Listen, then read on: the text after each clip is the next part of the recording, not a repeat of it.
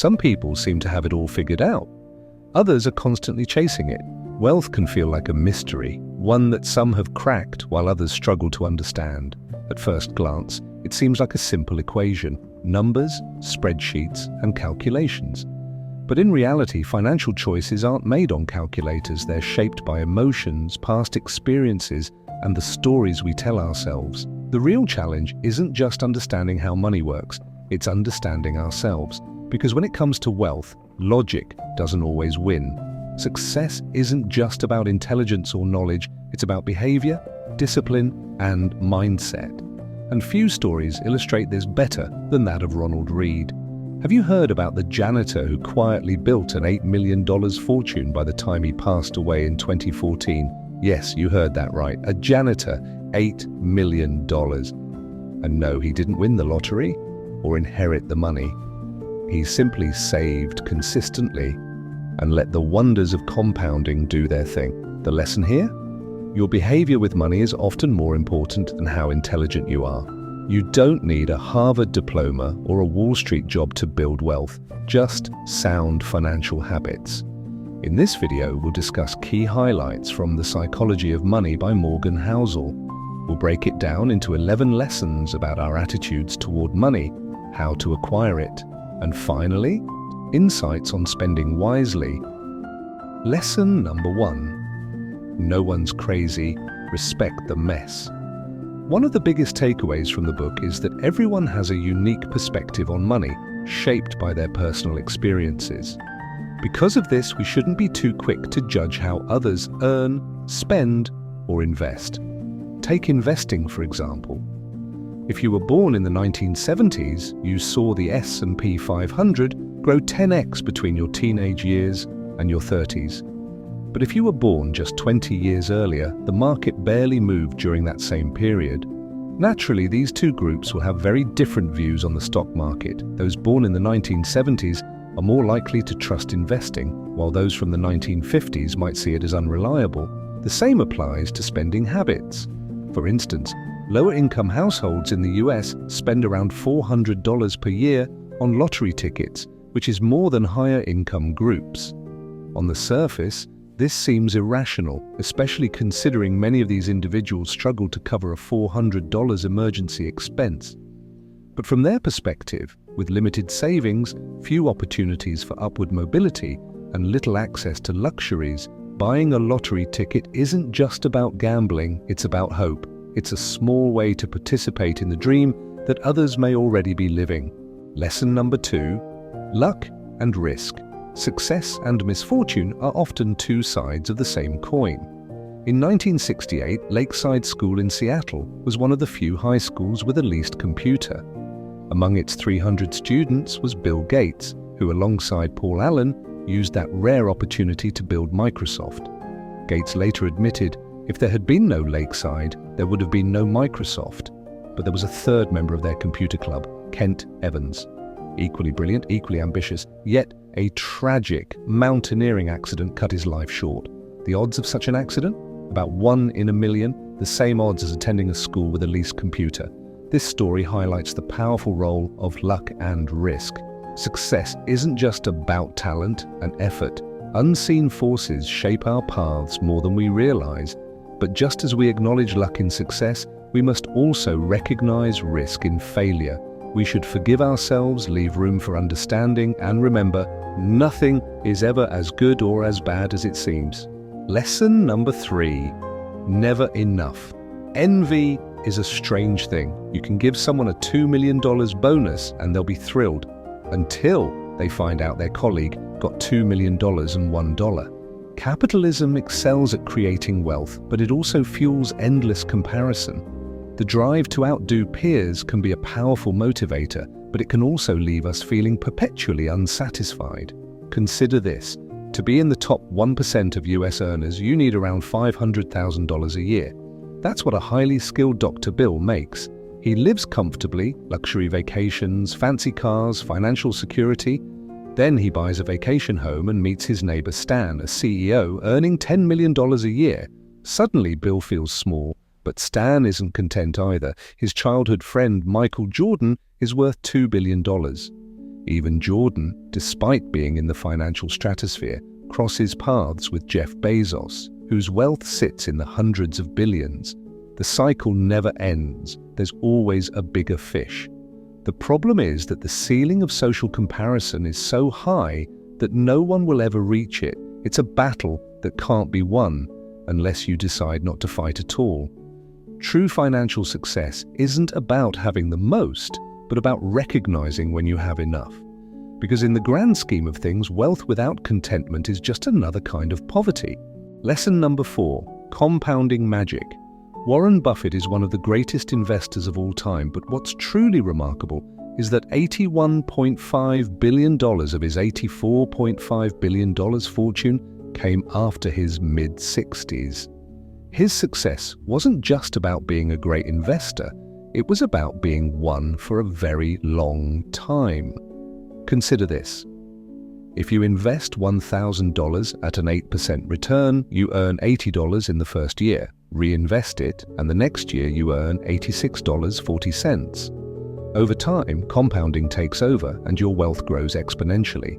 Buffett started investing at age 10 and reached $1 million by 30. But if he had waited until 30 to start, even with his legendary 22% annual returns, he'd only have around $11.9 million today, 99.9% less than his actual fortune. For perspective, Jim Simons, one of history's most successful investors, has averaged an astonishing 66% return since 1988. Yet, because he started investing seriously at 50, his net worth is about $21 billion, far below Buffett's. If he had started at Buffett's age, his net worth could be an unimaginable $63.9 quintillion. The takeaway? Building wealth isn't just about how high your returns are, it's about how long you let them compound. The biggest advantage isn't just skill, but time. Lesson number 5. Freedom and happiness. The greatest form of wealth is the freedom to wake up each day and say, I can do whatever I want today. People chase money in hopes of finding happiness, but true fulfillment often comes from something deeper, control over one's own life. If there's one universal ingredient to happiness, it's autonomy. The ability to do what you want, when you want, with whom you want, for as long as you want, is priceless. Yet in the pursuit of wealth, many sacrifice the very freedom they seek. Research shows that having control over your time is a stronger predictor of happiness than salary, home size, or career status. As Morgan Housel puts it, the highest dividend money pays is the ability to control your time. Wealth isn't just about numbers, it's about the choices it gives you. Lesson number 6. True wealth. No one is as impressed with your possessions as you are. Spending money just to show others how much you have is the quickest way to end up with less. Building wealth is challenging, partly because we can't always see the right examples. Imagine trying to become a great writer without ever reading the works of great authors. Where would you find inspiration or learn the nuances of the craft? The same applies to money. Many of the truly wealthy live modestly, while plenty of those who appear rich are barely staying afloat. The key lesson. Don't judge financial success by appearances, and don't let social pressure dictate your goals. True wealth isn't about what you show, it's about what you keep. Lesson number 7. Save money. Save as much as you can, even if you don't have an immediate reason to. Morgan Housel argues that wealth building isn't just about income or investment returns, it's mostly about how much you save. While we typically think of saving as income minus expenses, Housel offers another perspective. Savings equals income minus ego. In other words, a big part of our spending isn't about necessity, it's about maintaining a certain image. If you reflect on your own expenses, how much of what you buy is truly essential and how much is just to impress others. What's interesting is that savings are one of the few financial factors you can fully control. You can't dictate the stock market, real estate prices, or Bitcoin's next move. Even income, to a degree, isn't entirely within your control, but your savings rate, that's something you have power over. This ties into a great insight from Balaji Srinivasan, who mentioned in a Tim Ferriss interview that a high savings rate and low personal expenses give you freedom. Many people feel trapped in jobs they don't love simply because they've built lifestyles that demand a high income. But is spending 80,000 hours of your life being miserable really worth it for a fancy house and car? Probably not. By keeping expenses low and savings high, you gain autonomy, flexibility, and the ability to pursue what truly matters. Lesson number 8.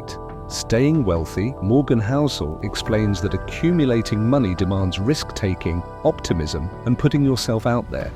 But holding on to wealth requires the opposite: humility and the awareness that what you've built can disappear just as quickly. This is something I've been reflecting on while deciding how much of my investment portfolio to allocate to crypto versus stocks and real estate. Crypto is highly volatile, and while I have strong conviction in its long-term potential, I also recognize the importance of diversification. Right now, my goal isn't just to make more money, it's to protect and steadily grow what I've already earned. That's why I've kept a balanced approach, with about 30% of my portfolio in crypto, while maintaining significant investments in stocks and real estate. Going all in on one asset, no matter how promising it seems, would be a risky move. Even if crypto skyrockets, the upside wouldn't outweigh the potential downside if things go south. The key takeaway? Wealth preservation is just as important as wealth creation. Taking unnecessary risks after you've built something substantial can undo years of progress in an instant. Lesson 9 is to leave room for error, both financially and emotionally, because the most important part of any plan is planning for it not to go as planned. The first aspect of this is ensuring you can survive if your expected returns don't pan out. If you're banking on an investment growing by 10% annually, you need a plan for what happens if it only grows by 4%, 5%, or even goes negative. Financial survival means preparing for uncertainty. But beyond just financial survival, there's also emotional survival. Imagine you decide to start your own business and save enough to cover your expenses for a year while you build it. On paper, you have a full year to make it work. But as the months go by and your savings steadily shrink, the stress of seeing your safety net dwindle could become overwhelming. By month 6, you might feel so anxious that you abandon the business and go back to a traditional job, not because the business was doomed, but because the emotional toll of financial uncertainty was too much. Lesson number 10. The seduction of pessimism. Optimism is the belief that over time, the odds of a good outcome are in your favor, even if setbacks occur along the way. The most important part of optimism is planning for things to not always go as planned. However, when it comes to money, we tend to be biased toward pessimism. Why? Because good things take time, while bad news grabs our attention. A 40% stock market crash in 6 months is shocking, immediate, and dominates headlines. But a 140% increase over 6 years?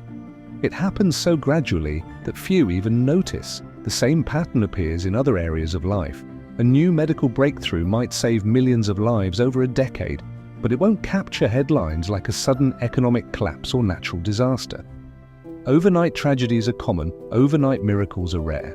While pessimism comes naturally, it's important to recognize that despite short-term setbacks, progress tends to happen over time. A well-balanced outlook includes both optimism for the long run and the awareness that the journey will have its ups and downs. Lesson number 11. Be reasonable rather than rational. Sometimes good financial decisions aren't the most mathematically optimal ones. They're the ones that feel right for you. Morgan argues that while rational choices maximize returns, reasonable choices align with our emotions and overall well-being. Before reading the book, I couldn't understand why anyone would pay off their mortgage early.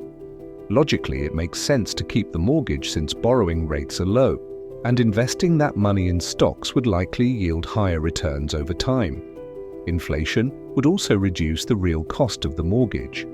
On paper, paying it off seemed financially inefficient, but what I overlooked was the emotional benefit.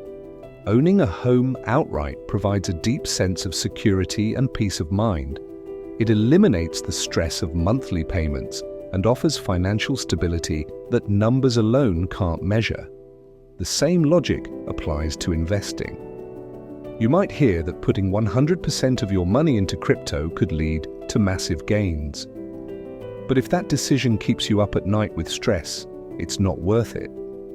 Instead, allocate your money in a way that makes you feel financially secure, even if it's not the most optimized strategy.